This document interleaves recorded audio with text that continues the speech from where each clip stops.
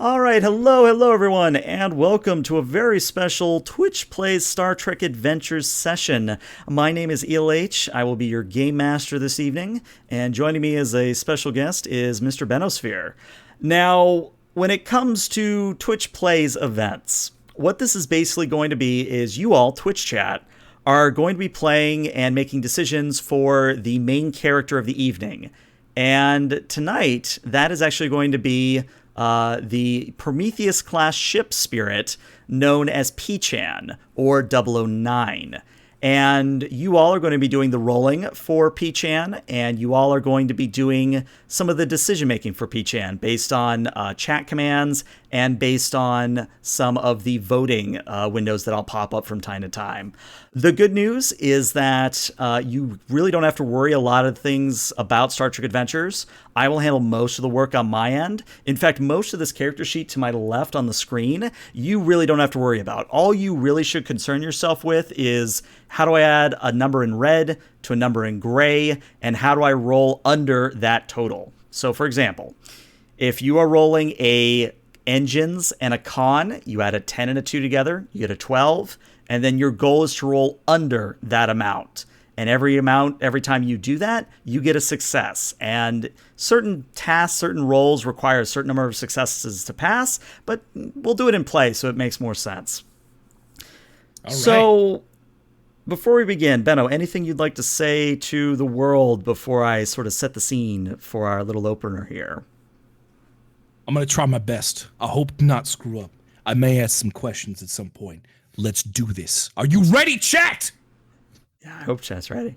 Does P-Chan have focuses? P-Chan actually has focuses in everything, so she will always have a crit window of at least 1 or 2. So do look forward to that. All right, and also, Benno, feel free to interrupt at any point. If I start saying things that you have no idea what I'm saying, feel free to interrupt. You got it, buddy. But we are going to start the session. I'd like you all to imagine the expanse of space, the glittering, twinkling stars that before now were beyond our reach. But now we find ourselves in the Star Trek universe where travel between the stars happens almost at the blink of an eye, where we are capable of faster-than-light travel, where humanity has created and led the organization of planets known as the United Federation of Planets. They are explorers, they are scientists, they are quite literally the best that not only humanity has to offer, but all that the member planets in the Federation have to offer. We have aliens such as the Vulcans, which are basically space elves. We have aliens that are like Tellarites, which are basically grumpy space dwarves. And we have things like Caitians, which are more or less cat people. But the reason I'm saying this all is not just as a primer for those of you not be familiar with Star Trek Adventures or Star Trek as a setting, but also because there is a sort of gray side to the United Federation of Planets, a gray side to the Starfleet organization, where sometimes an anomaly, an event, a rogue ship, some sort of threat comes to the forefront and requires a certain response in order to make sure that bad things don't happen to good people, I think is the best way I can put it. And our main character for the evening, P-Chan, a ship spirit or a ship girl based on the Prometheus class, she is a member of Starfleet Intelligence.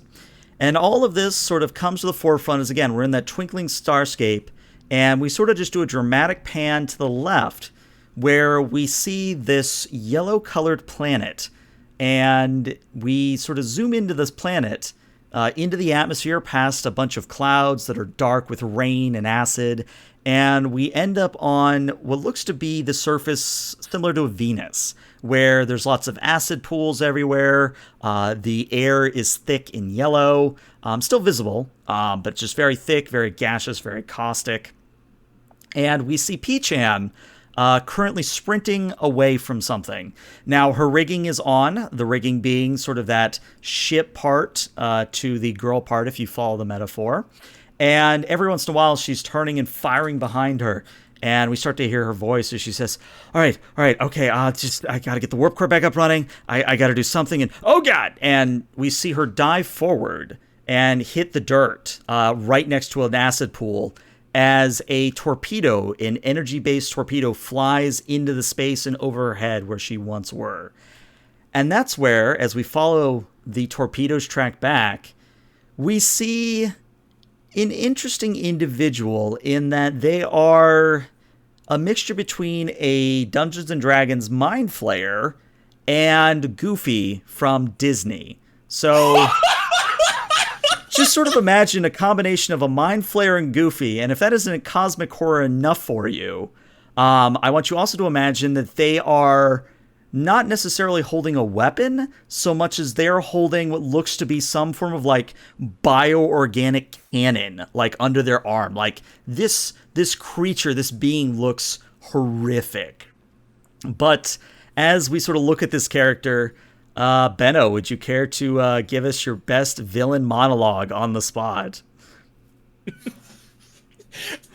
Quick question for you here. What has P-Chan done to earn the ire of Gooflephotep?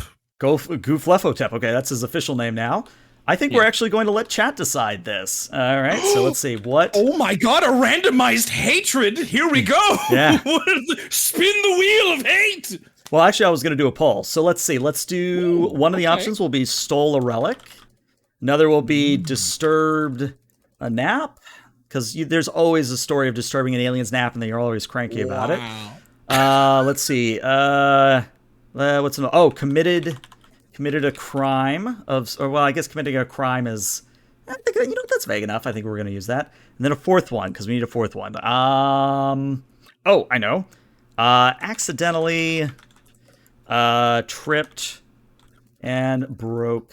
Oh, I can't, of course, character limit. Accidentally broke something. Apparently I can't even do that. She hit the yoinky sploinky, and it was better than my yoinky sploinky, and I'm not down for that. I can't be challenged on my dance moves this early. Seduce my son! Oh, there you go. We'll add that.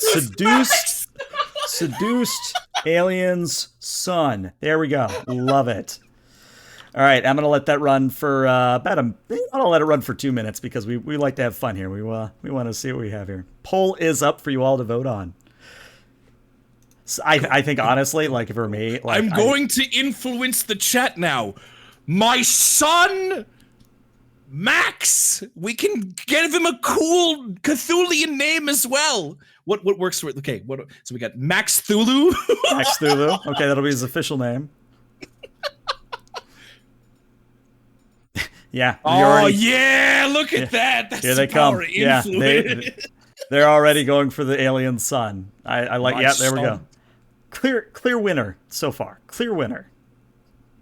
But of course, we'll let the poll timer run out here just a little bit. My Thulu son, he's doing great and he's just all right. Also, Benno, I've already forgotten. It was Doofin something for Did you say Doofenshmirtz? Are you trying to say Doofenshmirtz? Yes, Doofenshmirtz. Okay. Doofenshmirtz. So Doofenshmirtz is a character from what's it called? From the Phineas and Ferb. But the current man that we are right now, we have Gooflephotep, which is a combination. Okay, so it was Gooflephotep. Gooflephotep. Doofenshmirtz is just a character off of Phineas and Ferb that is Listen, where's he coming in? I can't wait to see Doofenshmirtz. That's gonna be fucking sweet. Maybe you know what? I'll preempt you. Whenever we get to Q, as in Q, like a Bond Q, you can do Doofenshmirtz as that character. There you go. Oh, this is gonna be. This is good. This is gonna be weird. Okay. Does the P and P-Chan stand for Perry? I mean, potentially we can make. You know what? I think we're gonna make that gag. I like the idea. Lone Squiff, we're stealing that. We're making that a gag. All right. Well, I don't think we need to wait the next 20 seconds. Yes, apparently P-Chan has seduced Gooflephotep's son. So feel free to project, as it were, Benno.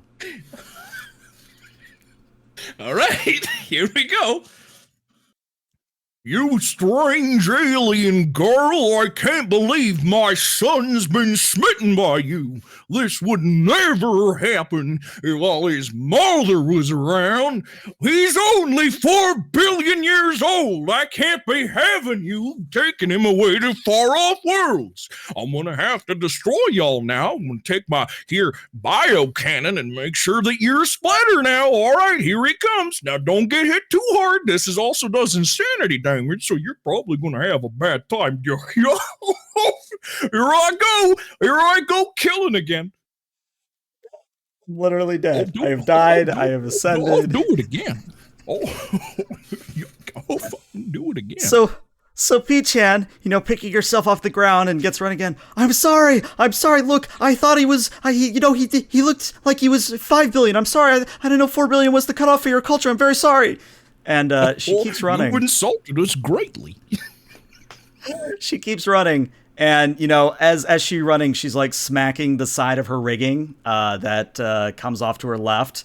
And she keeps smacking it. Goes, come on, warp core, get going again.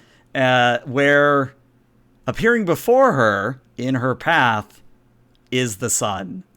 And Benno, I think, Lulu. Yeah, Benno, I think you know what you need to do here for the sun. What the fuck did Max sound like? I think he just sounded like a cool kid, right? Yeah, I think he was just kind of suave. P-Chan, no! You can't leave me! I've never known love like this! Please, stay with me! We'll wander the stars, eat people, have cults, sacrifice people, make people go insane. It'll be a great time! Don't let my dad scare you away. He's just annoying! And this is where we're going to actually have our first chat roll here. So chat, you guys are going to be rolling we're going to call this a engines and a con. So your target number is 12 or lower. So the way you guys can roll is, let me actually put the command, write it out in chat here.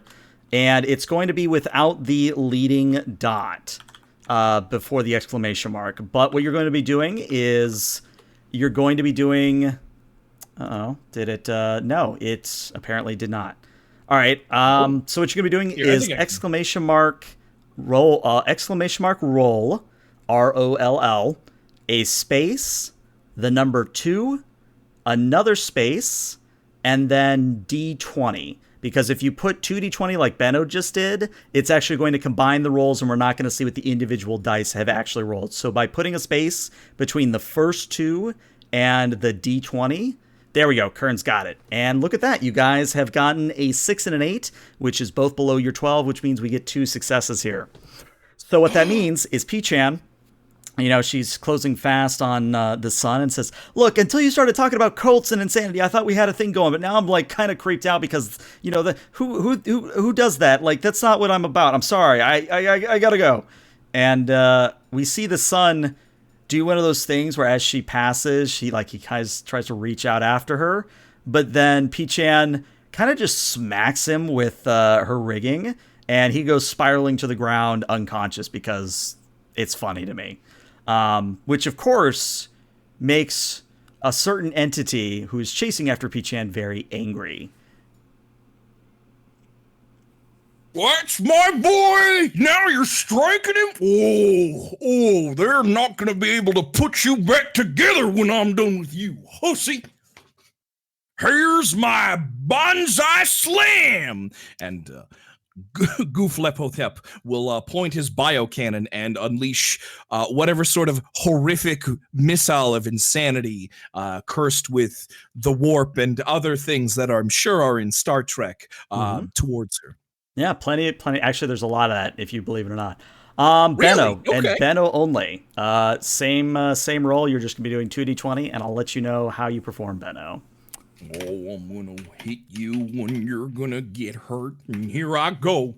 That do it? All right. Oh, right. We actually have rolled. You've only gotten garbage. You've only gotten the 1 success here, but your weapon means that 19 is just as bad as a 20. So you've actually rolled a complication. So Benno, as you level your biocannon and start to charge it up, we see that the cannon begins to glow with a tremendous light and energy. In fact, for anybody who is familiar with Star Trek lore, this is like the planet killer charging up a shot, getting ready to literally blow up a planet. And then right at the peak, right as you would unleash the energies normally, you pull the trigger and the device explodes in your face. Okay, that's way better than my shoot my son, which I thought you were gonna do, because like, Dad, I love her. Hold on, you've made it. We gotta make it a poll. Does he shoot his own son? Yes. Max Thulu, no. All right, polls up. Let's see if he does he shoot his own son. Let's find out together. We already have two. All right, we're already off to yes. We already have a commanding lead on you. My son! Yeah, nobody's voting no. Oh no! My God. There we go. Just gonna kill him. Okay, we have one dissenter. Everybody else is like, yes, he's shooting his own son. People really want you to shoot your own son. Okay. I think we get it. I think we know. I think we're good. So the light builds and it clicks and it still explodes in your face, but it does still fire off a beam. And when the explosion lessens and you can see straight again, you see that your son has been shot and your son is, well, the fate of your son is unknown. We don't know if he's dead or alive, but he certainly ain't moving. Oh. Max Thulu! Oh, this is worse than Goof Troop 2. Oh, God! He goes saunter over as in the traditional Goofy walk where he runs up with a shield like he would in Kingdom Hearts. Mm.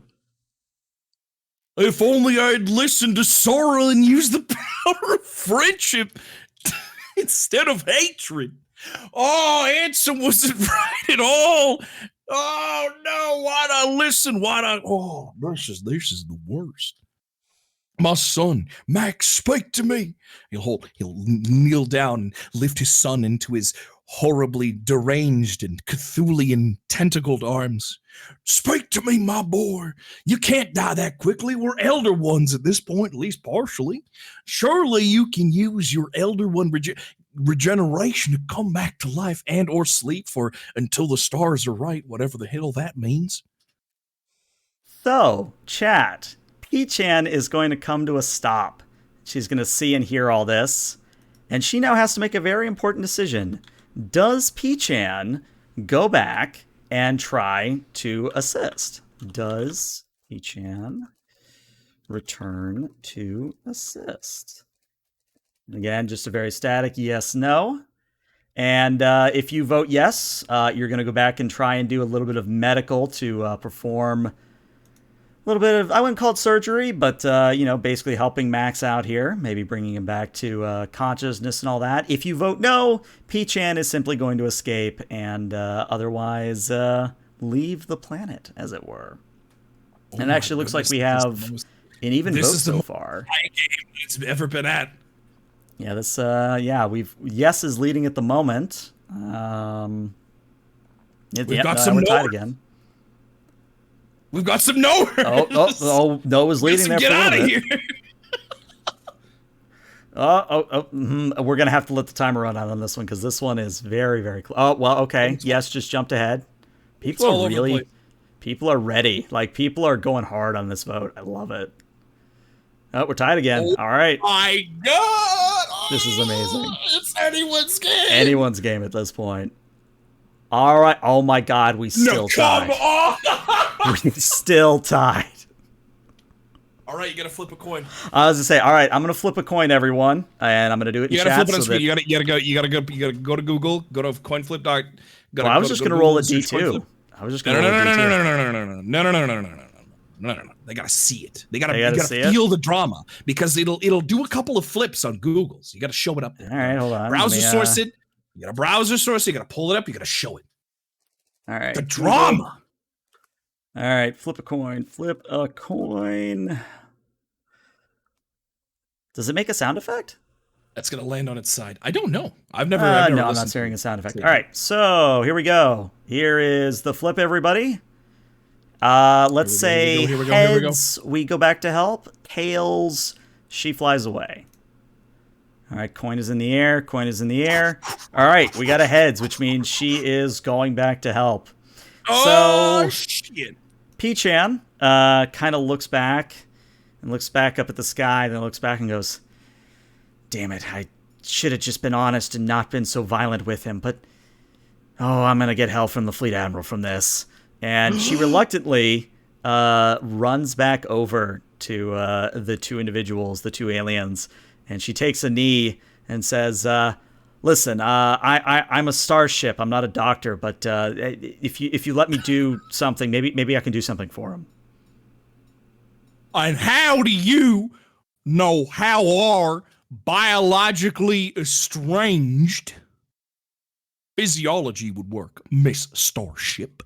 Well, I've got really fancy sensors that actually work way better than a tricorder, so I mean, as long as you're not like phasing out of reality, I usually have a good handle on these sorts of things. Well, as long as my son doesn't die, otherwise you're in point blank range to receive my death and my rage and my fury. So, give it a shot. All right, very important role for you then, chat, because you are going to be doing a daring and a medicine. So that is going to be yet another 12 that you're attempting to roll under. Now, I am going to set you guys up for success here. I am going to say that this time you guys are rolling 3 D20. Again, remember to put a space between the 3 and the D. And remember that it is ! roll. So whoever gets to the first punch here, looks like Lone Squiff actually rolls an 8, a 5, and a 1. And that's important because a 1 is a critical here. So that counts as 2 successes. So overall, you guys have rolled 4 successes. Very well done. So P-Chan sort of runs her hand and it glows. The palm of her hand glows as she passes it over Max. And she kind of looks at the data readout in her mind's eye and says, oh, well, this is easy. All I need to do is take this anestazine here, and she takes a hypo spray, loads it up with a blue liquid, and then kind of does like a noise into Max's neck. And after not even 30 seconds, Max's eyes begin to flutter open. Dad? Son! I thought you were gonna have to sleep for a long time until the stars were right, but it appears that you're back immediately and not in until the stars are right. How can I ever thank you, girl who accidentally seduced my son and let me shoot my son in a fit of rage and now has saved my son? You're strange. You've caused harm, but then you've healed and harm. Much like the ideological inability to understand me and my my ancient one have. So I'd say we're on par here. We're a little. You know what? I think we're on the same page. You know, I made a mistake. You made a mistake. I helped you with that mistake. I think we've done good here. I would agree with you, but I'm also tended to be impossibly estranged. So why don't I grow to the size of an impossibility and slowly fray your sanity? I'm going to take a brain check on that one, but the good news is that since this technically counts as first contact, there's actually going to be a second contact team of actual humans that are going to come out and say hello, and they're the ones that you can totally cause sand loss in. I'm kind of immune to a bit of sand loss, but the humans, they are ripe for going insane, so, you know. Well, gosh, that's mighty fine of you. I sure would love to do that. Wouldn't that be fun, Max? Yeah, Dad. I really want to make people go crazy. We'll take you up on your offer, you strange, anamorphic girl, robot, ship. Well, y'all come back now. I don't know why I'm Southern goofy at this point, but that's where we've landed. Listen, you held the accent better than I could, and that's what matters. But P-Chan kind of shakes the hand. If they're so willing. And then she does one of those like Superman or superhero things, or maybe a better example is like she does the Neo thing in the second movie where he kind of just throws his hand towards the ground and bends her knees, and then she rockets up into the air and spiraling up out of the atmosphere into space. And because it is, again, a ripoff of Goldfinger, we start to hear Bond music, which is basically me singing like some form of like space opera, which I'm not going to subject you to. But we basically see like, there you go, Benno's got it. We basically just see a bunch of sequences of P-Chan flying around. We see a bunch of instances where P-Chan is talking to people or jumping away from explosions, or just a basic montage that you would expect in a Bond sort of opener.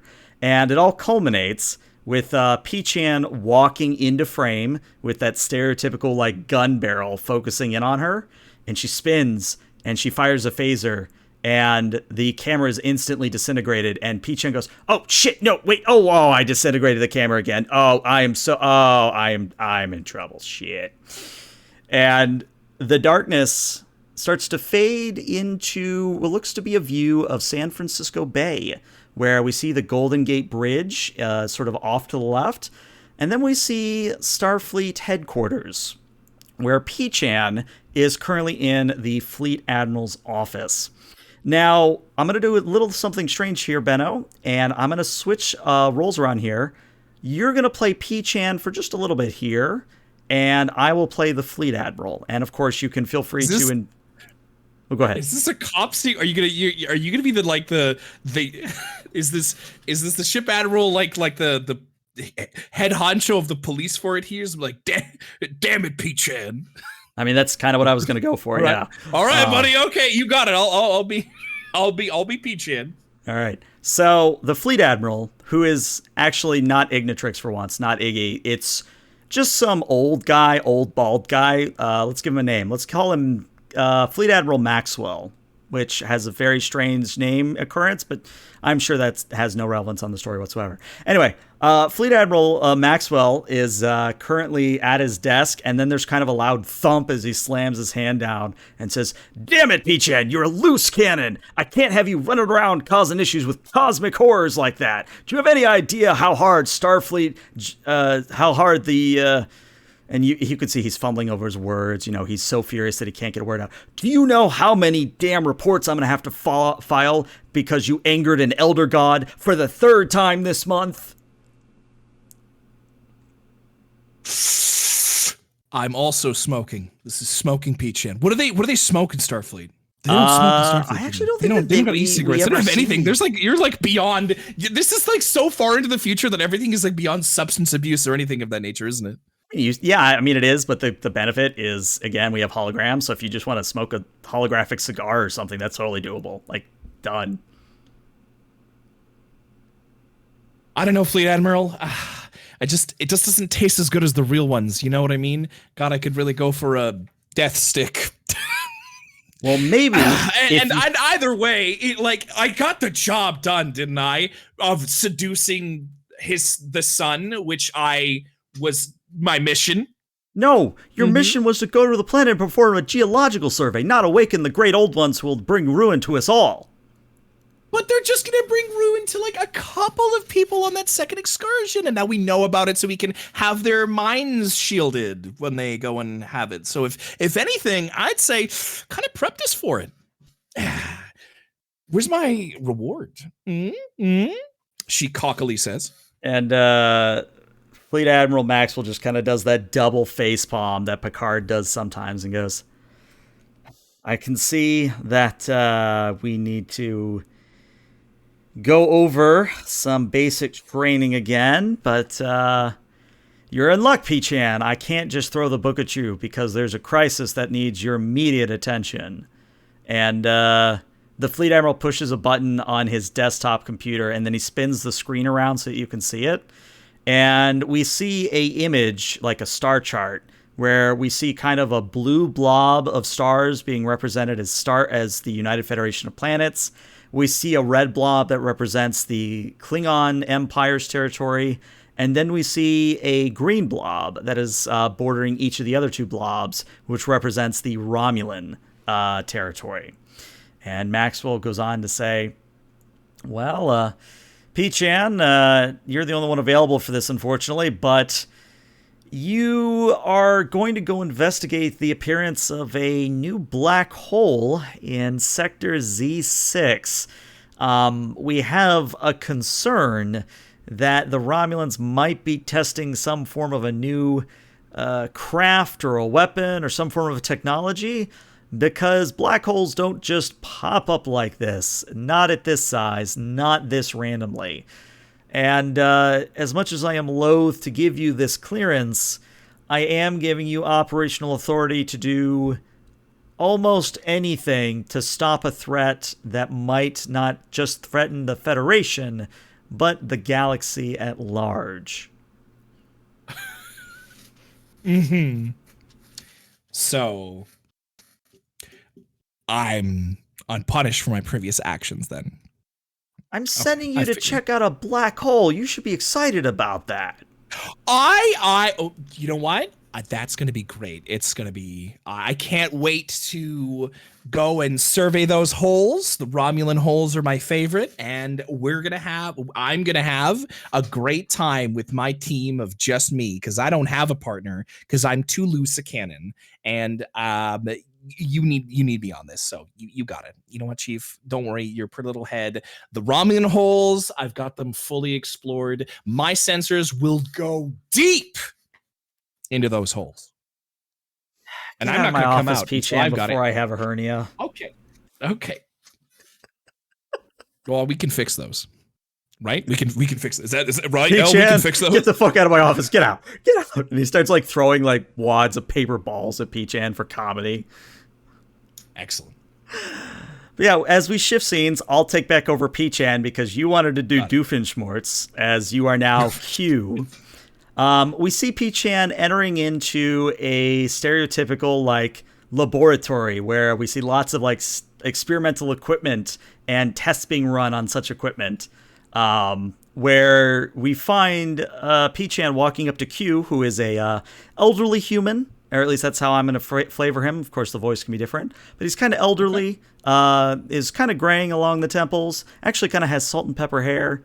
And at the moment, he is doing something with a ballpoint pen. And what that something is, I'm going to let Benno describe. As P-Chan comes up and goes, Q, just checking in before I go on my obviously super important mission, which has, great ramifications for the entire Federation of Planets and the whole Milky Way. Surely you've got some cool items that you can give me, right? Like you have cool stuff for me, right? Is this like the Q from like the guy who can do anything, like from the TNG series? Or is this like this is like the smart guy James Bond character Q, where they accidentally just happen to have the same name? This is you know what? I think Evil Steve brings a good point. I think it has to be both. It literally has to be both. Did you know that in times long past, human beings would actually go and use these limited resources? They would crush up all sorts of materials and put them inside these tubes in order to create written word and share those between each other. Anyway, what I have for you here is an exploding dog. An exploding dog? Q will go and grasp behind her ear and pull out a small toy dog. And then slide the pen inside of them. Okay. I don't want to know which hole you're sticking it in, but continue.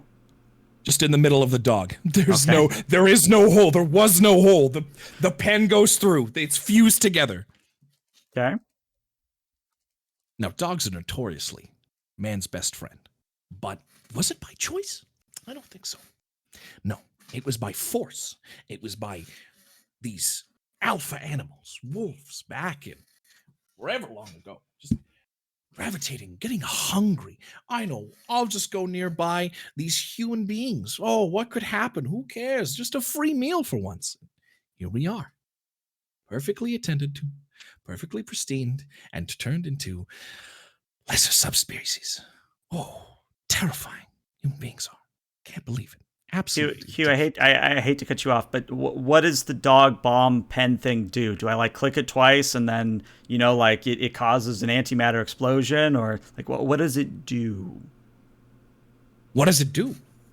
Well, it closes black holes. Just like that? You gotta tell it that he's a good boy, and he'll just waddle on over to a black hole and bada bing, bada business. That thing's is he gonna come back, or is this like a one-time thing? Oh, this is a one-time thing. You can't mess this up. And God forbid that there's multiple black holes. That would be really unfortunate. And don't, call him a bad boy, or he'll open up more black holes. Okay, I feel like that's a lot of information for a strange dog black hole closing bomb. You know what? Thank you. And she reaches out to take the dog item from Q. All right, so that I got this as she slips it away into hammer space. Any other cool gadgets? Anything else? Mm-hmm. This, he holds out a glass of water, is H2O. Dihydrogen monoxide. That's right. 2 of them inside of 1 H. People used to drink this for... I think people still drink that. No, can't be. They used to. So you'll need this in devastatingly critical situations. It'll let you think. It'll clear your mind of whatever kind of nonsense be going around. Can I just interject real quick out of character? Can we say that instead of it like a literal glass, can it be like one of those like sealable tumbler things that like has an emblem on the side of some sort? Like a capsule?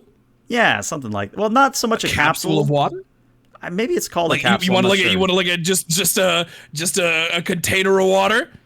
Well, I'm trying to remember what the actual. Maybe somebody knows what it's called. It's one of those things where maybe a shaker. It's like a shaker, yeah, but it's like a translucent glass that is meant to keep liquids both hot and cold, and then you have like a lid you can put on top of it, and the lid seals it up. I have no idea what it's... You know what? I'm curious now. I gotta look this up. This is a tangent. Way too fancy. I'm thinking glass with like one very small layer of like... just a plastic wrap. A plastic wrap. You know what? I like that. I like that. So we have literally a glass with plastic wrap. He just wraps it in plastic wrap. It's a glass of water. It'll calm you right down. You things getting too crazy, too hectic? Drink the glass of water. Calms you right down. Gets you lucid, gets you thinking. Okay. I also have a 2020s gun. Wait, like a projectile weapon? Yes. It shoots metal and slug-based weaponry. I mean, no offense, Q. I'm sure that you spent a long time on this gun, but isn't projectile weaponry kind of against multiple? No. Actual slugs. Oh. Like metal slugs of metal. They have the little metal shells. And, yeah.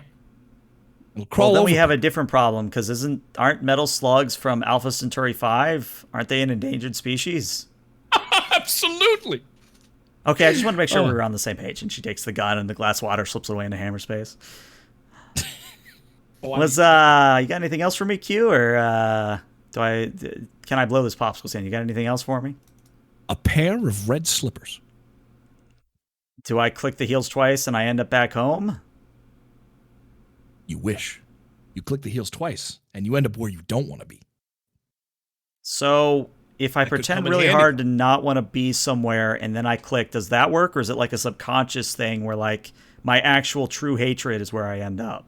It's always the place that you absolutely don't want to be at. Okay. No matter how hard you want to like something or nothing. Now, if this is view changes a person, then yeah, it'll change that. But absolutely the worst possible place you could be. Okay. All right. I'm just going to go ahead and take that. All right. Well, you writing all these down? Yeah, I actually remember all these boys? Yeah, I was going to say, so we have a dog that closes. Yeah, let me copy this over to chat. But yeah, as P-Chan takes the last thing, she says, all right, thanks, Q. Always a pleasure chatting with you. What's your assistant doing with that tennis ball? Is she trying to like stuff a photon torpedo into it? No, she's just remembering the good times when we were allowed to do whatever we wanted. But well, those are long gone. Okay. All right. Oh, no, the other one. Yes, yeah, that's a photon torpedo. Yeah. Okay. That's a photon torpedo launching tennis racket. Yeah. Okay. All right. I'm gonna go, and we see like P-Chan doing that awkward thing that she just starts shuffling towards the door, and unless Q goes to stop her, she like slips out and then start running, going, I hate being in there. I hate it. Every time I go in there, he always has this weird shit. All right, let me go over what I got, and she pulls up like her inventory menu. All right, so I got a dog bomb thing that closes one black hole. I got glass of water. I got. Don't forget the gun. Dog can also open them if you call him a bad boy. Yeah, good thinking. Auxiliary AI in my head. I'll make that note. We got a gun that shoots literal metal slugs from Alpha Centauri 5, and then out of character. What was the fourth thing? Glass of water, and oh my god, I forgot as well. We're fucked. I was gonna say like we just said it. No one can remember. Chat, what was the fourth thing? Chat. I know you, Chat. Chat, you must know. Because otherwise, I'm just going to call it a mystery box. Slippers, that's what it was. The red slippers. Thank you. The slippers of where you don't want to go. Don't want to go. All right, there it is in chat. That way, if I've got to scroll back and find it, we know where it is. All right, so P-Chan with her new items in hand. She's once again going to kind of do that superhero launch into the sky, where she kind of rockets up away from San Francisco into the skies of Earth and then into lower orbit, passes by Starbase 1, that big iconic installation where we sort of see the myriad of ships of the Federation coming and going. We see P-Chan fly past Mars, where the shipyards are churning out and repairing normal Starfleet vessels all the time. And once P-Chan is past Saturn, she's able to go to warp. Her nacelles glow, and she jumps into faster-than light travel. Now, for this next bit, the warp. I want you all to vote on whether or not P-Chan would be going into this sector of space that she's been tasked to scan, whether or not P-Chan does so under stealth. So basically it's slash poll. Sorry, slash poll. I want you to let me know whether you think P-Chan should be cautious or if she should just go in and be loud. Guns blazing or sneak mode? Sneaky or not. Sneaky P-Chan. Loud P-Chan. All right, poll is up. Let's see what you guys got going here. While you do that, I will take a drink. And yes, she is multi-vector. That is something she can do. I actually have something really fun planned for whenever you guys trigger multi-vector. I think you'll enjoy it. Let me take a sip of water here. What is a multi-vector? Well, I'm glad you asked, Benno, as we wait for the vote. The Prometheus class is a very special ship that has multi-vector assault mode. And what that means is the ship splits into 3 smaller ships, which all have their own banks of weaponry.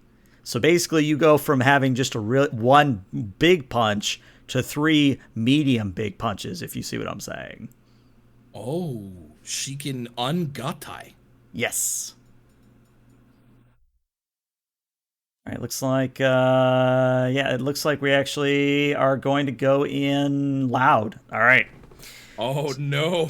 I'm sure this will have no implication whatsoever. I think we've established she's not Bond. Yeah, we've established she's not Bond. So P-Chan drops out of warp in what looks to be a cop. She drops out of warp in what appears to be a normal system, and she begins to scan the area. And after a moment, she does find the new black hole.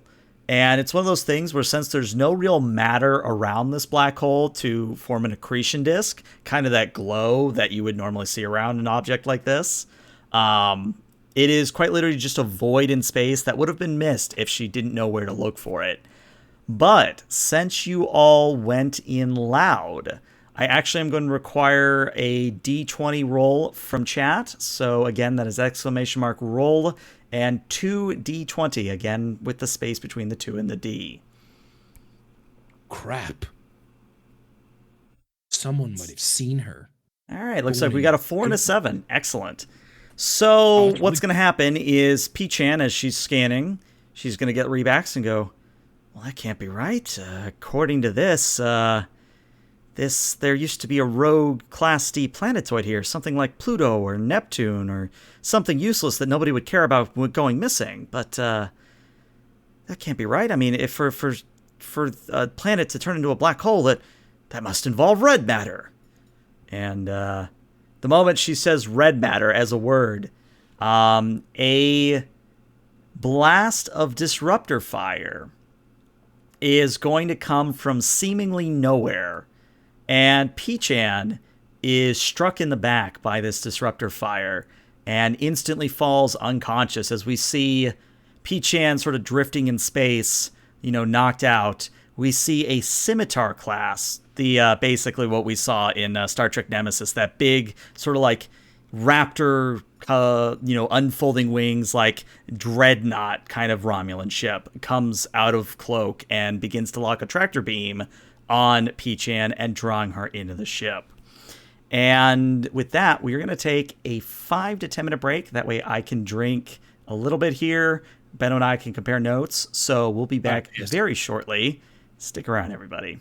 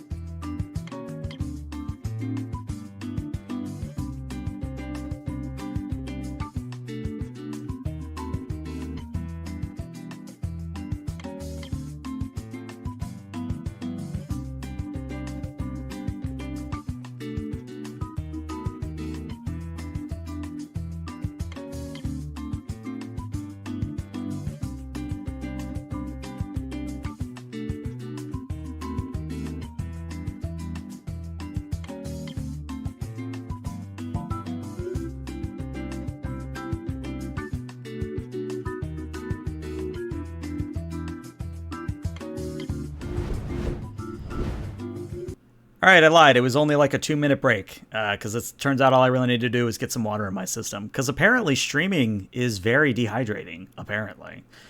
Anyway, we resume our little fun session with the camera fading in from black to show that P-Chan is on a table of some sort. It is a table made of red, sort of glowing, not glowing, red, that's the word I want, glimmering, that's the G word I want, red glimmering metal.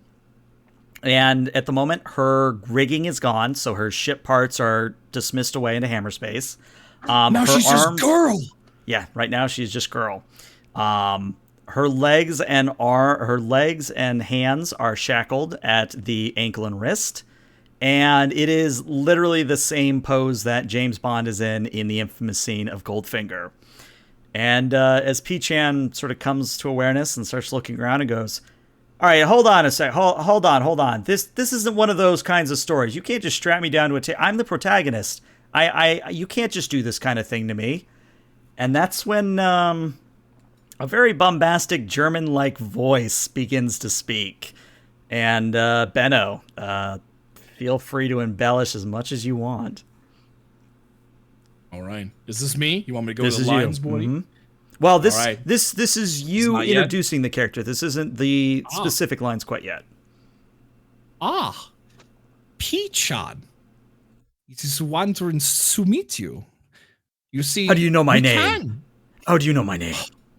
I know many things, and I come from a very strange land where things that you think are possible are not, and things that are not possible are. But I can see you clearly now because I can look to the right. You're just a Romulan Klingon hybrid who's wearing a red suit for some reason. Yes, well, wow. Yes, well, as you can see, normally not possible, but for me, very possible. It's so good to have you here. I'd rather not tell you all the boring extremities of why and how I've known you and for how long I've chased you and all the other strange, wacky little things that you're also eager to know. So instead, I think I'm going to maybe start torturing you a little bit and start getting my information that I need. Torture? You can't do torture. This is a Star Trek show. We can't actually torture people. Is that right? Hold on, let me check this script. And as you literally like pull out a script and start reading through it, P-Chan tests her bonds. And chat, we are actually going to give you a chance here to make a little bit of headway in breaking your bonds. This is going to count as a fitness and a security. So you are rolling underneath a 17. So you've got a lot of chance of success here. Go ahead and give me 3d20 in chat, and let's see what you get. I guess that's true as Quartermain. There was that sort of thing with Picard. So that is a thing. Good news, though. All right, so we do have 2 successes on the board. The good news is you don't actually break fully. Oh, there's the 3 we wanted. We'll take the 3.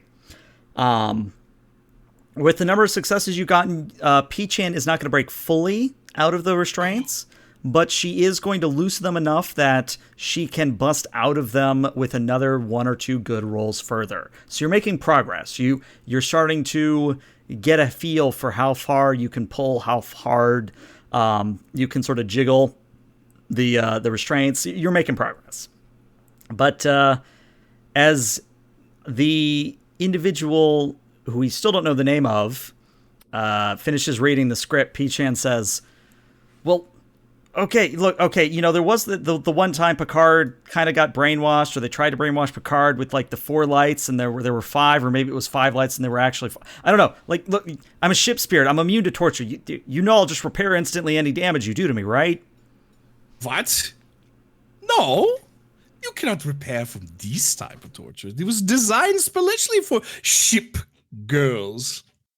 And as you say that, we see the table that P-Chan is on actually lift up at like a 45-degree angle, and descending from the darkness that is the ceiling, we see basically this comically like 60s to 70s to 80s like pulse energy weapon beam thing that's got way too many coils and has a bunch of glowing parts that don't actually do anything. And we see this ominous weapon begin to appear and begin to emit a beam towards the bottom of the table into the red metal.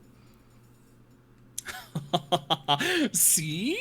This is a new type of gravimetric pulse beam. At a distance, it is capable of safely mining even class-wide planets. Up close, it can overwhelm and overload any ship spirit's defenses. No, that can't be right. No, that can't be right at all. I mean, how did you manage to get your hands on such a weapon? Well, we have our ways. That doesn't answer anything that I asked at all. I paid the man. Okay, I have money. Yes. Resources. Beyond what you are capable of. You see, although you are beyond the wonders of spending money, where I come from, it is still quite useful. And people will do anything for it. Especially if it's getting all sorts of tricksy little demons like you. I cannot wait to see what is inside you. It's going to be great. I'm Uh, gonna chop you up and sell you to the highest bidder. this Won't this this is be like fun? this. You'll This. feel everything. I, Even though you're incapable of actual feeling, you will feel it. This is not exciting. hey, words hurt. I feel things. Oh no, yes, on an emotional level, but this would be like on a physical level, which Oh. is, as you said, impossible. Oh. Yes. Okay. Yes. And at this, chat, I need another 2d20, please, as P-Chan tests her restraints once again. Now, don't worry, you need 3 total passes against all these rolls. So a 2 and a 10. All right, you're 2 out of 3 successes. You're good. So at this point, the beam, the gravimetric pulse beam that is digging into the metal, begins to wander up the table towards P-Chan.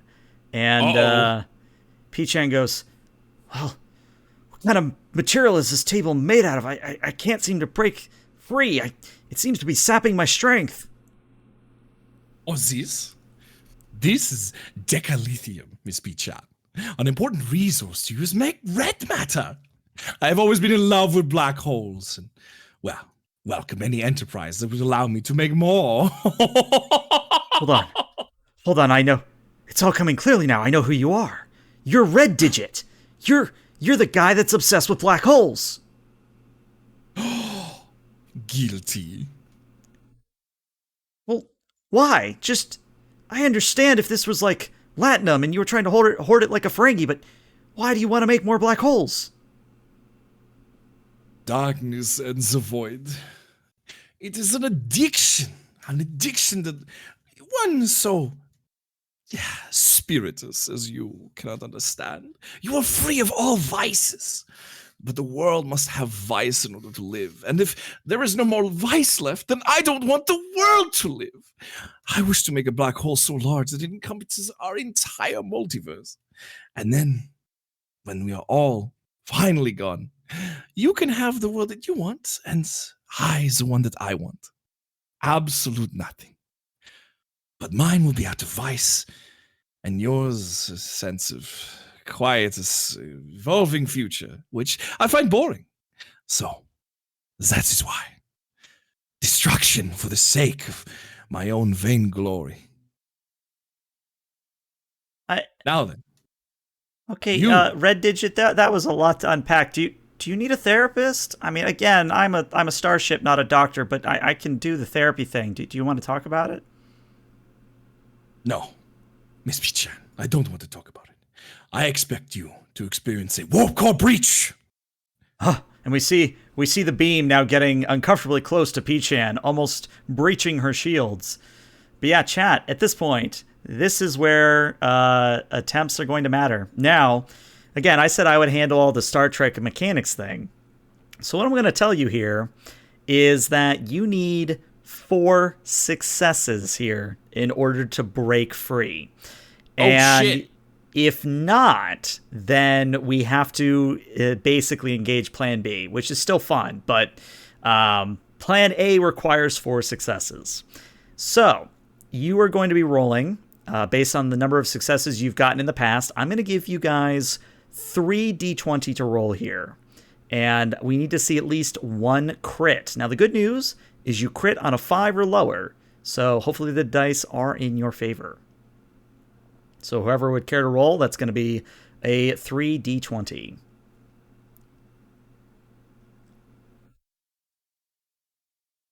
Yeah, I was going to say, it's probably going to be one of those succeed at cost things, all things considered. But we'll just see where the dice end up going. Maybe P-Chan might lose her arm.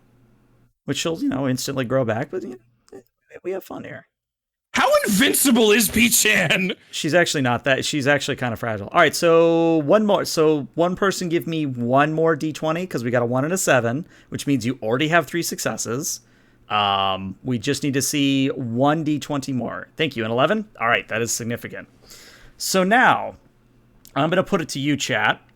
P-Chan at this moment can break free, but do you want P-Chan to instantly break free and go after Red Digit, the man obsessed with black holes, Or should P-Chan try to destroy the ship and everyone on it?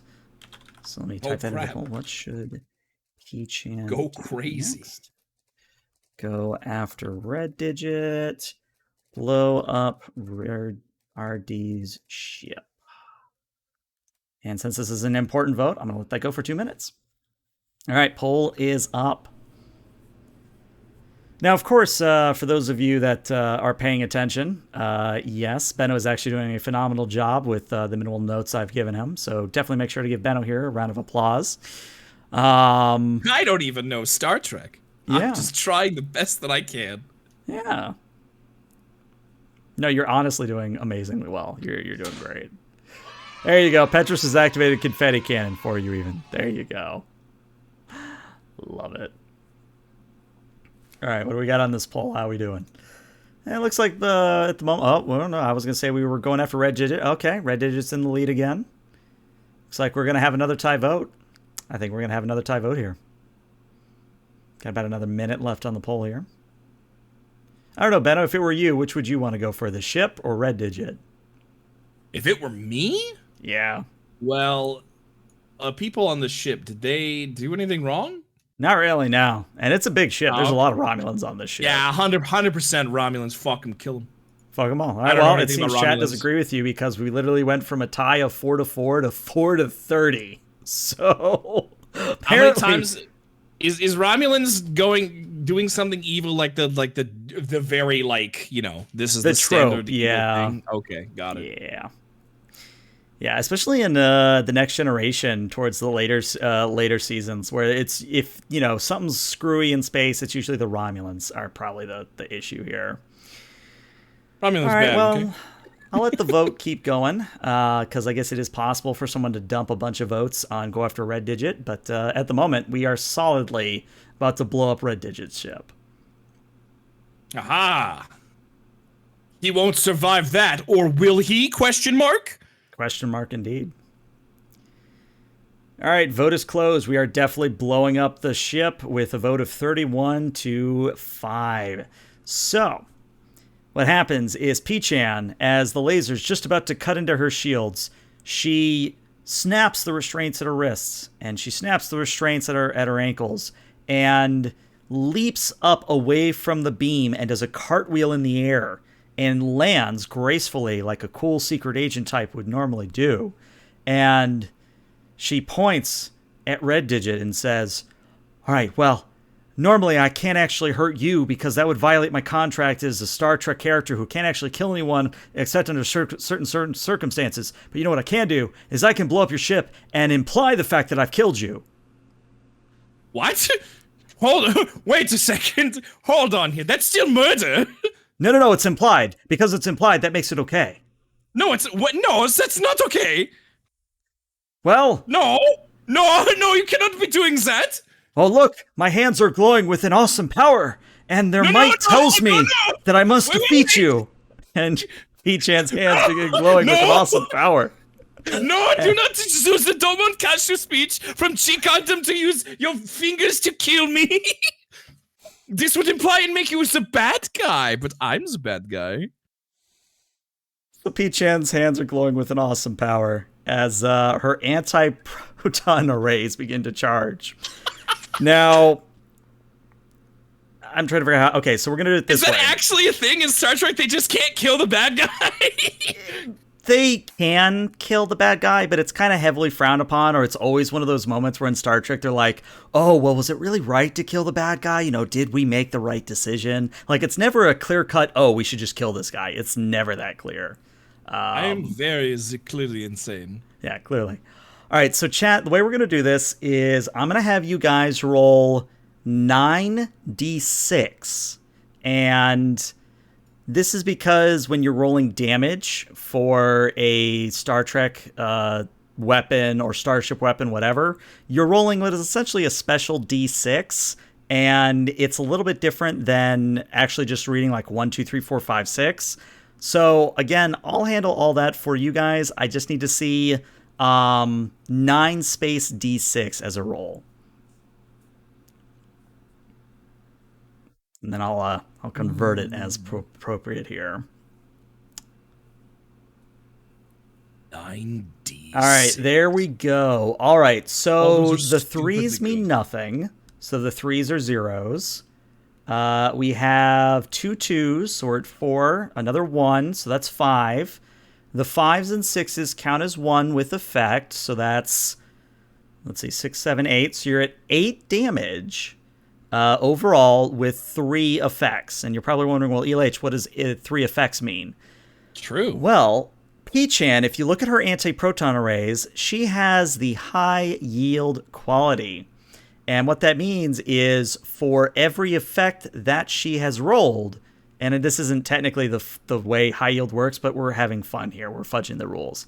Because she's rolled 3 effects, she causes 6 breaches to Redfinger's scimitar ship. And what that is going to represent... This is very good for P-Chan, very bad for Red Digit. So P-Chan just begins firing off indiscriminate blasts into the rest of the ship. And we see just explosions and cascades of rocks and sparks. Flying off! Yeah, we just see like shimmering, like all sorts of holograms and warnings and Romulans running about the ships with like their heads cut off and, you know, bulkheads busting in a horrific vacuum of space entering the ship as it sucks people out. No, wait, you can't show that on Star Trek. Well, actually, we can. We can show people being sucked out into space because apparently that's okay because they do that a bunch. Why is that okay? It's the most terrifying. Listen, I don't write the rules. What the fuck? They can show that? Yeah, they definitely show. They definitely showed an Enterprise like twice. So. Oh my god! All right. But yeah, we see that basically from an external view, we just see a bunch of blue and purple beams just sort of turn this scimitar vessel into Swiss cheese. And then we see the actual entire vessel implode on itself and turn into a shrinking explosion. And we see P-Chan floating now in the vacuum of space with debris all around her. And she begins scanning to make sure that she got rid of Red Digit. So, chat, you are going to be doing a reason and a science, which is going to be a grand total of 13 or lower. So please roll me 2d20 in chat to see how well you scan here. God, could this be his final form? Could be. Find out. Personally, I would find it hilarious if we rolled 2 complications here, but we'll just see what happens. Oh, please, I have such an idea for it. Yeah. Again, that is 2d20. Whoever would care to roll for it. Take a drink here. There we go. Let's see. We have a 17 and a 2. Well, the 2 is a crit, so... And we can maybe add on to this, Benno, based on what you had in mind. But as P-Chan scans the area, P-Chan notices that there's a warp signature leading away from the detonation, from the destruction of the ship. And it matches a Romulan signature, as well as traces of a large amount of red matter aboard what is presumably a shuttle. Oh, a shuttle. Mm-hmm. Now, what did you have in mind, Benno? What did you have in mind for your complication? I don't know how Star Trek works, but how messed up would it be if he got away, injected himself with the red matter, and became a sentient black hole? It's crazy enough that we're going to roll with it, because we're kind of on that same vibe. Like, we were going towards that anyway. So we kind of see an interior... Let's actually play that out. So as P-Chan begins to find out where Red Digit's shuttle flew off to during the explosion, we cut to the interior of the shuttle flying away at warp as Red Digit does something with red matter. So, Benno, feel free to ham it up. My ship, my people, my resources all gone. All I have left is this final bit of my experimentation. The only way to surpass oblivion is to become oblivion. And he injects himself with the Tetrion distortion generator that floods his veins and eyes and body with the red matter itself, fusing it one and all, destroying him utterly, but in his destruction, eternally allowing him to live as his consciousness joins with the void itself and expands forth an infinite point of gravity, a wellspring, a death ball. A black hole that is sentient and can merge and create other black holes. Well, and now everyone, he I'd will like seek to expand forever and consume this verse. I was going to wait for this announcement, but I'm officially stepping down as Game Master. Benno will be taking over. I'm clearly just the ideas guy here. Benno can actually play characters, so we're going to let Benno...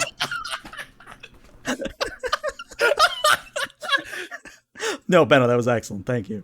No longer red, Zidget. I am the darkness. And it's a giant black hole with his stupid, goofy Romulan face on it, made out of pure darkness. That can only be silhouetted when an event horizon is nearby. Otherwise, nobody just sees how goofy and doofy it looks. Yeah. Oh, you know what Lone Squiff brings up? Maybe the red hole! That's his name now. He's Red Hole. That's his name now. Red Hole is even dumber. That's better. Yeah. It's the Red Hole. So, P-Chan, as we cut back to P-Chan, she goes, "My God, that gravimetric distortion. He must have injected himself with the red matter, but to do that, he would have had to be..." Oh, right. He is insane. Why am I even speculating that he's had... Okay. Hold on. All right. I am insane. I gotta calculate. Where is he headed? Oh no, he's headed towards Earth. He intends to consume all of the Federation of Planets. I have to stop him. But how? How am I going to stop him? And chat, we are going to now do a very, very important poll of how is P-Chan going to stop. Don't use any of the items that we drew, dude. Just come up with something completely different that is absolutely the dumbest thing possible. That's gonna be the mystery box. Is there just gonna be a mystery box? But then we have a glass of water. We have the red slippers of I'm just gonna say red slippers, and if you need me to describe what a red slipper does. What was the other one? Oh, the black hole. The black hole closing dog. Yeah. And then what was the other one? Oh, right. The gun with metal... A metal slug gun. Yeah. All right. Yep. And I'm going to let this one go for 3 minutes because I am curious. Or you just put in, like, other.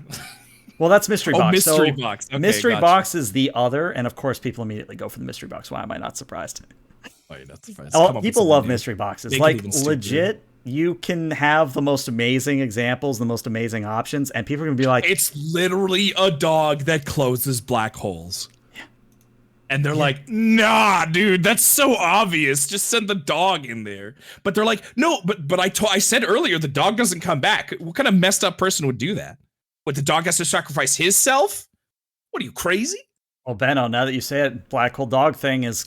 Oh, God! 4-3. Oh, no! I don't know. P-Chan, let the dogs. Okay, we've got the most important vote. Somebody has actually voted for the glass of water, so we've got the important vote out of the way. Water's in the race. It is possible. She might have to drink that whole water. It's got a small layer of cellophane that's holding it in. Oh, we got to vote for red slippers now too. Oh, we got gun with metal slugs is now surging ahead. Oh, okay, it is now tied with mystery box. Could be anyone's game. Yeah, YouTube, I wish there were a way for me to show this without it being horrific, but you just had to be here for this one. You just had to be here. Oh, okay, we're at red slippers now. We are at 11 versus some 7s. Actually, it's a fairly even vote. Oh, glass of water is screaming ahead at 16-12.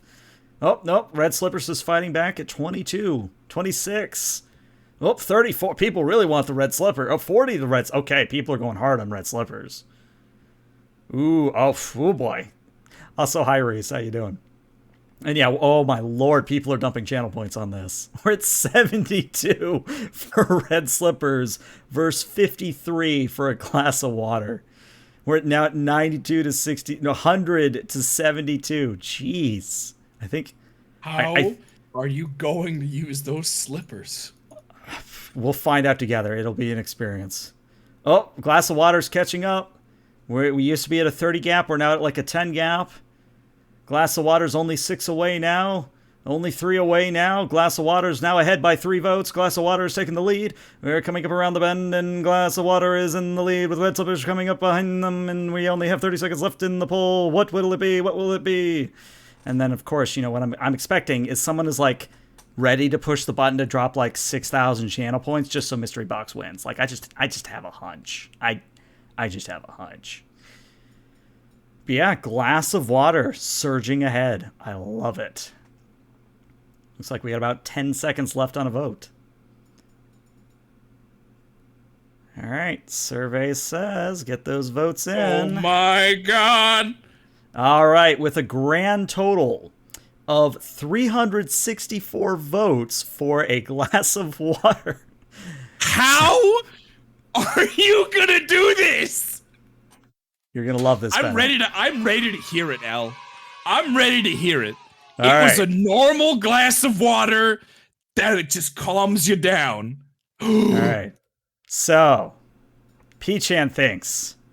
She thinks, what can she do? And she realizes she's not thinking clearly. So she remembers the glass of water and she says, all right, Q gave me that glass of water. And she pulls it out of hammer space and looks at it. And it kind of globs a little bit because, again, it's 0G. And, you know, it's not exposed to her gravity field. But she kind of looks at the glass of water and goes, right, dihydrogen monoxide. Hold on. Dihydrogen. Die. Right. If I can make Red Hole die, then the Red Hole will die with him. But how am I going to get him to die? Oxygen, dihydrogen monoxide. Monoxide. Monoxide is a poison. It causes you to fall unconscious. And if it's exposed in enough amounts, it can cause asphyxiation. By God, I've got it.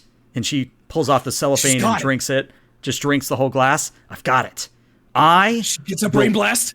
I will overload the red hole by pumping it full of water and making it exposed. Hold on. That's too crazy. Will it work? No, surely I'd have to invert the polaron array for that to... You know, it's crazy enough to work. But I need a nebula. I need to siphon the water from somewhere, but where am I going to get that much water? Where should I get that much water? Chat. I'm going to need you guys to roll me another 2d20 as P-Chan scans for a significant source of water.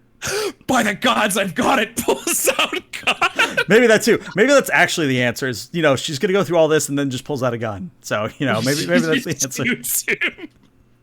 This is my gravity gun that cancels gravity. Yeah. Oh, you know what? I got it. I know how this is all going to come together. I've got it. Okay, yeah, I can't wait. I'm very excited to see how you outthink your way. This philosophical standpoint. She's like, I'm gonna reason with him.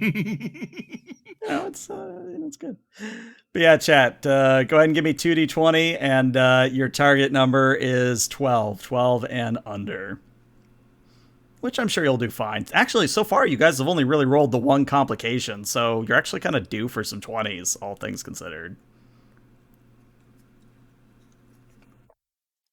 All right, well, there you go. 6 and 11. So, and this is a bit of a callback to the beginning of the session, but P-Chan looks at her sensor radar and goes, wait a second. I've been to this planet before. It didn't used to be here. Maxwell, are you stalking me? She calls at the planet that kind of inches in from off screen. And yeah, Benno, it's the father and son from earlier. They have appeared, and their planet is seemingly now an ocean.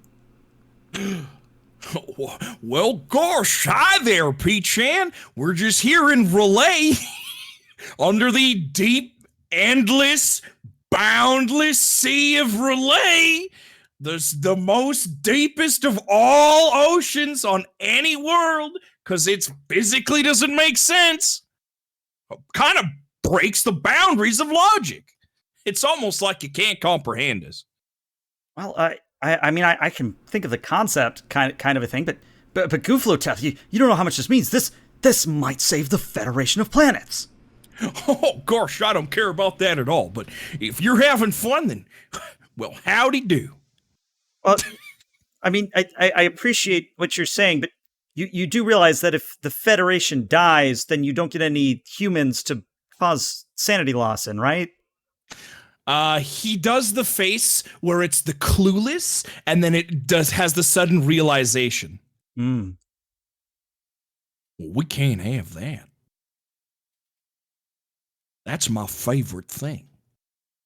Well, I love it when lesser beings lose their minds at the very sight of me. I can't have that at all. You just do what you need to do. Actually, Gooflotep, I mean, obviously you've moved your planet inexplicably here via some cosmic horror device, but can you follow me at warp? I don't know what that means, but I can appear wherever I want. Excellent. Then, what would you say to the greatest challenge of all? Inspiring sanity in a red hole.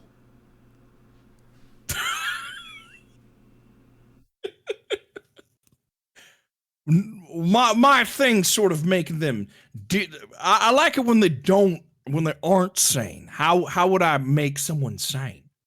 Well, okay, maybe you're making them more like it's kind of like a scale. It's like a number overflow where you make them so insane that they loop back around. You kind of see what I'm saying? Where like it kind of overflows. Oh, and now yeah, they're yeah, like, I understand. It's like Gandhi in Civilization 4, where you give them the one trait where you make them a lot nicer and more repetitive, and as opposed to going back to his like just stopping at one, it actually stacks overflows, and he goes to a -1 integer, which then forces him to be the highest possible aggression rating of 255, and he just goes out there and just is the most ruthless creature you've ever seen. Yeah, I love that. I love that anomaly. Yeah, it's my favorite one. oh well, I'm glad we're on the same page then. You want to go do it to a red hole? All right. All right. So we're going to now shift just a little bit where we see the solar system, our solar system, Sol, as the red hole drops out of warp, stops traveling at faster than light, and begins coming closer and closer to the system. And as it does, we see parts of the Oort cloud, that kind of like super far distant pile of rocks and other bits of matter that sort of orbits beyond Pluto's orbit. We begin to see like rocks and debris and everything beginning to be sucked into this red hole. And because I know, Benno, you again are clearly the better GM here. Flowing towards it. It's just like, oh, I cannot wait to destroy the humans and their small systems, the Federation of Planets. Oh! What I was going to say, Benno, is do you want to make a villain speech to the entire Federation as you bear down on them? Oh my God. What would he say? This man, clearly off his rocker, bound and unbound with the powers of both flesh mastered and discarded, and an infinite horizon that he can witness and extinguish. Mm. Would he even have a voice at this point? It's just like an ambient sound. It's just like it has to get picked up by like sensors and everything for it there. So it's just like everyone who's tuning into his frequency is just making noise and slowly coming in. So for some reason it's still German. We don't know why. He's still like slightly German. Federation, planets united. It is I, Redfinger, ascended now through the red hole.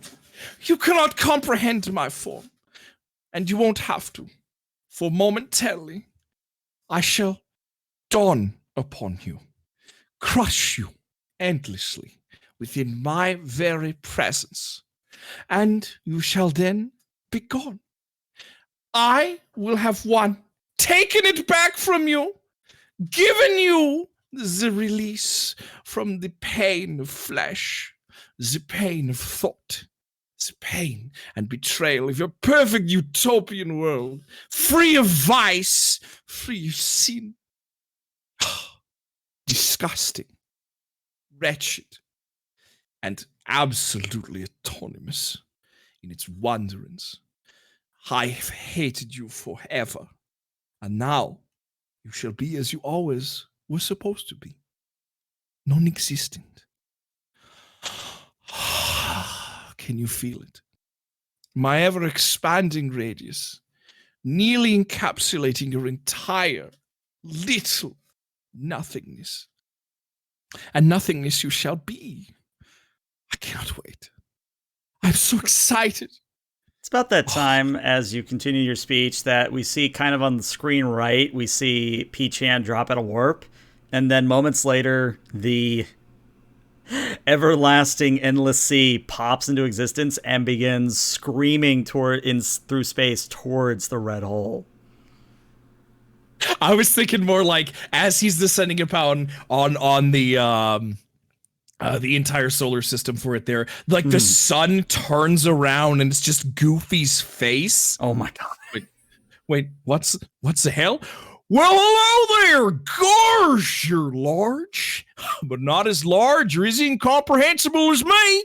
Anyway, stare into my eyes momentarily, and just endlessly flashing images just appear on his mind that reflect upon the infinite void surface that he has before there, just like screeching him out of all of reality and all of space itself, just endlessly evolve. Like it's just he can be anywhere because incomprehensibility trumps like just void. All right, well, no, Benno. I'm destroying you. Oh, but you have substance, and there's at least a little bit of that thread of comprehensibility, and that's where you're gonna lose. So Benno, very important role. I need you to give me 5d20 in chat. You want me to? Goof. Goof saves the day. I believe in you, Goof Lotep. I believe. God, what if he can't? It's up to P-Chan then. It will be up to P-Chan, yeah. All right, what do I do? It is exclamation mark roll 5 and then a space d20. All right, you got a 5, an 11, a 3, a 19, and a 19. Well, that's garbage. That's so bad. That actually is bad. That actually is 2 complications and a failure. So what's going to happen is Red Hole is going to resist Gooflotep's attempts to overflow his sanity. And as P-Chan, of course, is witnessing all this and seeing it on sensor, she goes, my God, Red Hole's actually more coherent and more sane than we thought he was. No being that I know of could resist such a corrupting influence, but I'm out of ideas. You know, the sea I thought would work and might be able to wash away the red matter, but hold on. She pulls out the glass of water again, which is inexplicably refilled. Hold on. I have 1 glass of water. If I were to overload my replicating capability, maybe then it would be enough. But no, that can't be. I would burn myself out in the process. Surely there must be another way. Chat, I'm not going to make a poll. But chat, you have 2 minutes to describe alternate ideas for P-Chan, what she can do to save the world, to save the Federation at this point. Gooflotep couldn't do it. Yeah. Red Hole was too insane. Yeah. That's a new one. But yeah, what I'll do is that after the 2 minutes after, which will start now at the top of the minute, beat him to death with an orange in his sock. You know, I'm going to write all these down because we're actually going to do a poll once we have all these options. Okay. Oh, Max Low-Tech. Okay. Max plus multi-vector. I like that option. These are 2 good options so far. His son has to save the day. Oh, P-Chan bikini pose. We, of course, have to include that one. Let's see. P-Chan bikini pose. What else we got? Peachan becomes magical. Well, she technically is already a magical girl if we're being Yeah, but she just pedantic gives about up the it. precept. It's just instead of using, she's like, fuck it, I'll use magic. Okay, yeah, fuck it, magic. All right, fuck it, magic. That's an option. Of course, I just have to believe. Just like, what? Oh, all right. You know what? I've got an option. I've written down fuck it magic as an option. So we got that going. All right, you guys got about another 20 seconds before I put all this into a poll. Does Peachan believe in the heart of the Cardassians? Not all right. We're gonna include that one. All right, let me put all these wonderful options Don't into... forget that the sun declares his love again, and she returns the love this side, and love defeats it. That's a classic. That's a classic. Love just winning it. You know, chat. And then Red Hole cringes to death because he can't take that. You know, I believe in the heart. Believe in. All right. 3-minute poll. Content does not meet guidelines. God damn it! What did I put in here? Is it maybe fuck? Is it not going to let me say fuck? Okay, I had to censor fuck. He's a really good one where he's just like, yeah, just the screen just fades to black and she just bemuses, how am I going to do it? And he's just getting chewed out. The scene just gets skipped and you just win. I wish I could add that as an option now. I kind of wish I could. Fucking amazing. That's amazing. We do a scene missing here and... That's a good idea. You know what? Time later. It's an amazing idea, Lone Squiff. That is an amazing dude. All I'm right. fucking shitting. So we got the poll open. It looks like right now, Bikini Pose is ahead by a vote. Nope, poll ignored. Straight to yelling. Let's do this. If you want to literally just skip the scene, vote for Fuck It Magic if you can. And we'll say that Fuck It Magic will be the scene is skipped. And of course, the moment I say that, Fuck It Magic begins to soar ahead. Oh yeah, it's just rocketing ahead. We're going space shuttle status, people. We were going along the runway, ready to take off, and then straight vertical. All right. Well, we know what's happening, I guess. Unless someone really wants to jump channel points into something else. Though, to play devil's advocate, and for those of you that are hardcore Trek fans, if you vote for Believe in the Heart, I may make Benno and I start singing Going Where My Heart Will Take Me, aka the Enterprise opening music. Is that true? Yeah, Enterprise is like the series Enterprise had the Where My Heart Will Take Me as the opening sort of title sequence. And it's very divisive. People either hate it with their very being, or people are like, this is decent, you know, I don't have an issue with this. So. But man, you put that on social media, people lose their shit. Real mad, eh? Oh yeah, people get livid over that introduction. Absolutely livid over it. And of course, the moment I said that, you know, Believe in the Heart, soars ahead. I knew what I was doing. All right, well, it's going to come down to... dangled the stick. I don't even know that song. I don't know how you're going to get me to sing. I'll try my best, but, like, I don't know that song. Yeah, it might have to be legit something we have to either ad-lib or do later on, because I don't even remember past the first few verses. I'll be like, listen to your heart. I mean, honestly, that would work.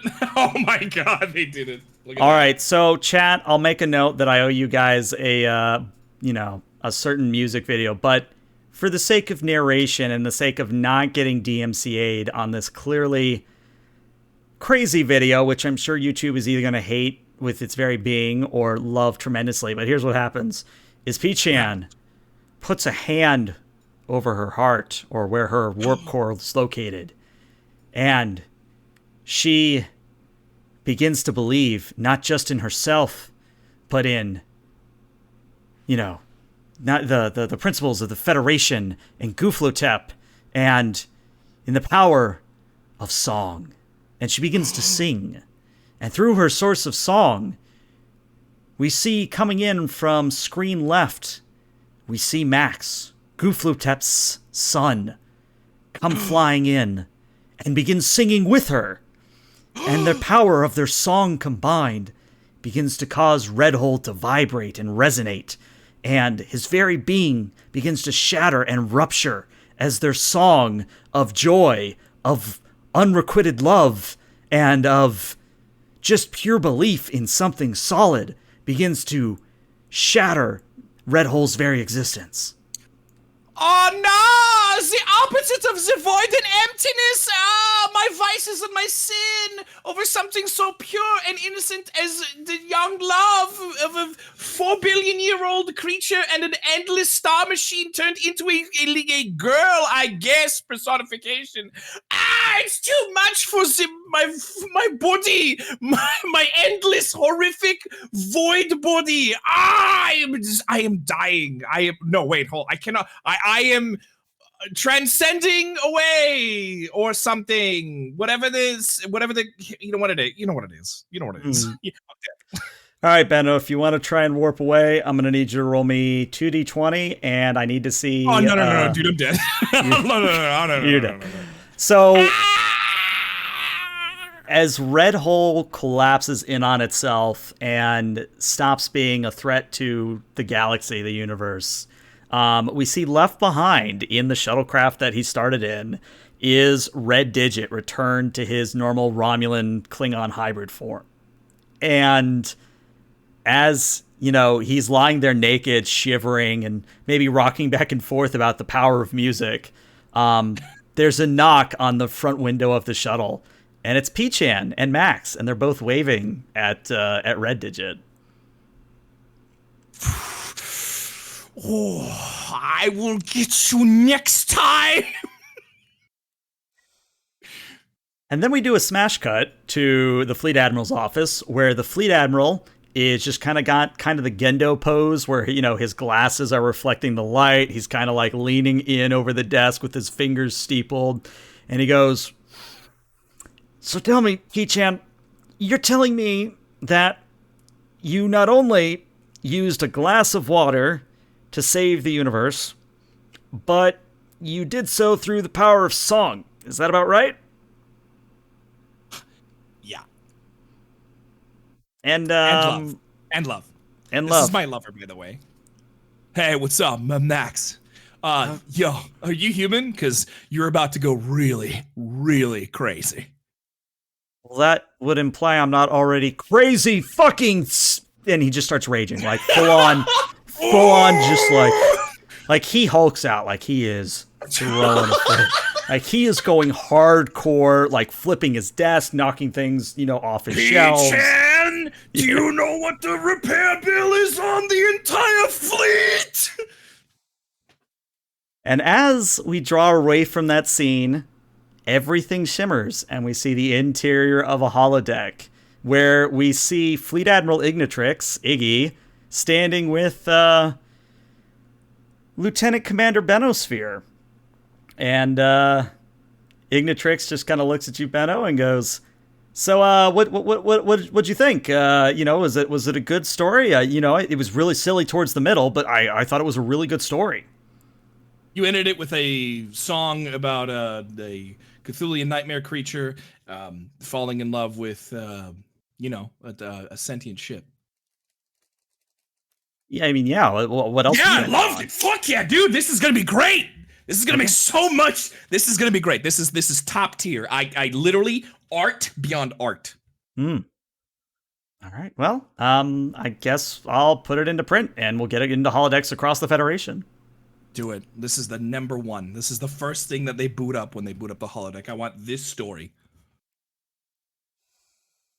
All right, and that's where we're going to end our little one-shot for the day. If you've got this far in the recording, in the VOD, just drop a comment. Tell us what you thought of the craziness. It was initially meant to be this crazy, but I do want to say that was 95% improv, all things considered. So Benno, I want to say thank you again. You did phenomenally in your in the aspect what I threw at you, and yeah, I think it's probably in the recording. But Twitch, we're not going anywhere because Twitch we got the rest of a stream. But YouTube, we'll see you later.